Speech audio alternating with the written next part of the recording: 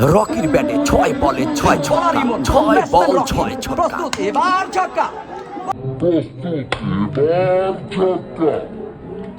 বলতে বলতেই রকির ব্যাটে সেই লং অফ অঞ্চল দিয়ে বল সীমানার বাইরে প্রথম ছক্কা। হলো না বলারের রক্ষা, হয়ে গেল রকির ব্যাটে। বিশাল সুন্দর হাঁটাহাঁটি খেলা হচ্ছে। বলার ইমন, ব্যাটসম্যান রকি।